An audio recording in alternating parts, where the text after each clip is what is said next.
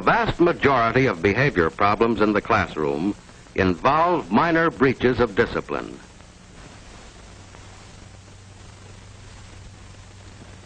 These incidents frequently originate in the classroom situation itself and are within the control of the teacher. Disciplinary problems in the classroom are symptoms of underlying weaknesses in total learning situations. This is the poorest class I've had in a long, long time. Most of you have no foundation at all. Now, the trouble's with your attitude. You don't pay enough attention in class. You don't do enough work outside of it. You don't know what the word study means. You haven't the slightest idea. Don't you realize that mathematics is an important subject? I tell you right now that unless you get over your lazy habits and come up to the standards I've set for this class, many of you will have the pleasure of repeating this course next semester. Alrighty, I'm going to go ahead and cut off Mr. Never Going to Be Teacher of the Year Ever before he uses that ruler on one of his students and lands himself in jail. Well, actually, at that particular moment in time, would he have even gotten in trouble for doing such a thing? I mean, if he were to use corporal punishment today, in 2012, one of those kids would be filming the whole ordeal on their iPhone, and he would be fired on the spot.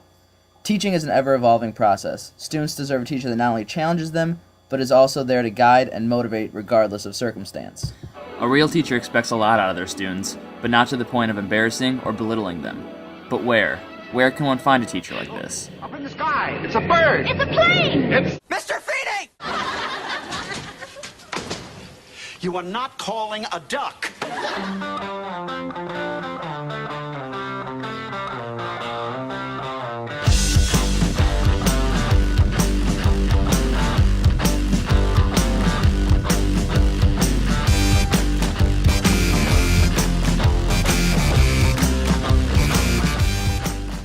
Matthews, education is not about obscure facts and little test scores. Education is about the overall effect of years of slow absorption, concepts, philosophies, approaches to problem solving. The whole process is so grand and all-encompassing that it really can't be threatened by the occasional late-night no-hitter. Wow, that is some deep stuff. For those of you who didn't grow up in the 90s, well, you should have, because it was pretty awesome. We had Michael Jordan winning championships for the Bulls, and Keenan and Kel on television. Life was pretty sweet. But that's besides the point. George Hamilton Feeney, portrayed by actor William Daniels, was a fictional character on the hit show Boy Meets World, which was very popular in the early to late 1990s. Mr. Feeney began the series as the trio of main characters' sixth-grade teacher, but ended up accompanying them all the way through high school and even into college as one of their professors. Now, I realize that Mr. Feeney is not a real human being. I'm not a crazy person. But that does not mean that his teaching methods and constant mentoring are also fictional. But more on Mr. Feeney later. In class, we read David Jones's The Genealogy of the Urban School Teacher, which chronicles the evolution of the educator we have come to know and occasionally love today. We learned about dame schools, which were usually set up by widows with no visible means of financial support. This form of schooling typically took place in the teacher's home, and the instructor didn't even need any formal training. This, coupled with its extreme informality, led to the dame school's demise and the establishment of monitorial schools. These institutions did exactly what their namesake implied. They monitored. Teachers mediated through a system of rewards and punishments, not unlike most teachers do today, except in monitorial schools, that's all the students were learning. As Jones writes, each pupil would be taught to calculate the pleasure and pain consequent upon any act through the operation of daily aggregate register. Wait, what? No wonder these two types of schools failed. In one you weren't learning anything, while in the other you were simply learning what's right and what's wrong.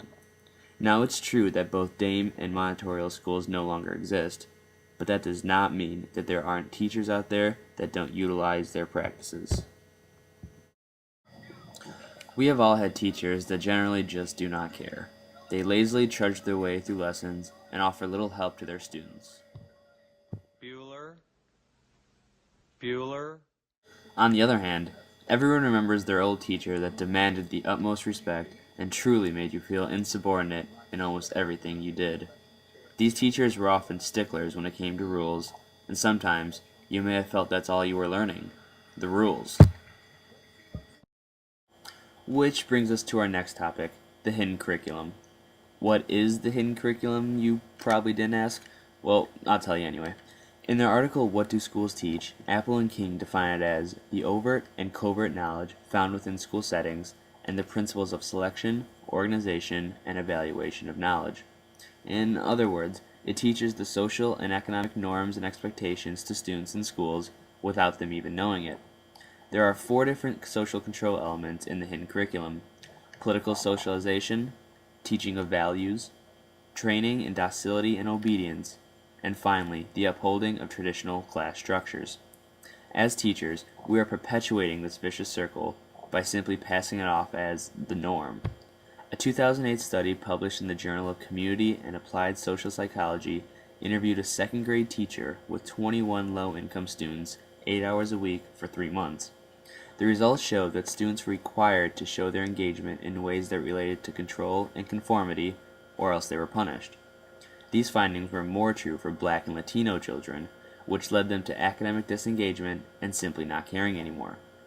As teachers, we cannot allow this to happen, and yet, even as a teacher, breaking away from the hidden curriculum is extremely difficult. For my service learning experience, I went to the Alliance for Community Peace every Monday and Wednesday afternoon. The Alliance is a nonprofit, faith-based project offering structured activities and opportunities for at-risk children and youth. I would arrive just as the kids were finishing up eating their snack, and then we would get started on their homework. It was truly disturbing, yet eye-opening, to see just how far behind some of these children were in their education, and at times, I could even see it in their own eyes, as they would break their pencils or put their head on the table, showing their frustration. This experience led me to ask the age-old question in regards to elementary education. If a student is doing poorly, who's to blame? A recent experiment performed in New Zealand and published in the Research and Education Journal sought to finally answer this inquiry. 13 focus groups were conducted with students, parents, and teachers, and each group was asked to identify whom they thought was most responsible for student learning. When the student was successful, the kids took responsibility for their own triumphs, while the teachers emphasized the importance of a strong student-teacher relationship, and the parents tended to shy away from any sort of accountability. However, when the young scholars did not do so hot in school, everyone started playing the blame game and pointed their fingers at anyone but themselves. This simply cannot stand with today's teachers. In Harry and Rosemary Wong's best-selling book, The First Days of School, which helps teachers formulate their own plan and teaching style, there is a quote that perfectly sums up the importance of a caring, patient teacher. If a student cannot demonstrate learning or achievement, the student has not failed. We have failed. So, how does all this relate back to good old Mr. Feeney? Well, as I said before, it's not literally Mr. Feeney we're talking about here, but rather that teacher that has made the biggest impact on your life thus far. These teachers are not lazy, nor do they accept failure. Instead, they are energetic and expect only the best out of us because they see something in us that maybe we fail to see in ourselves. These teachers don't bother enforcing the hidden curriculum because even in elementary school, they treat us like adults that already understand the concept of right and wrong and acknowledge that we each have our own learning styles and personalities. The most important aspect of a Mr. Feeney type teacher is that they never point the blame at someone else for a student's shortcomings. A true teacher works tirelessly to ensure achievement, and while a student may see this as being singled out or picked on, I can assure you that in a few years, when they look back at that classroom, all they will do is thank their teacher for working so hard and not giving up on them. I know I do each and every day.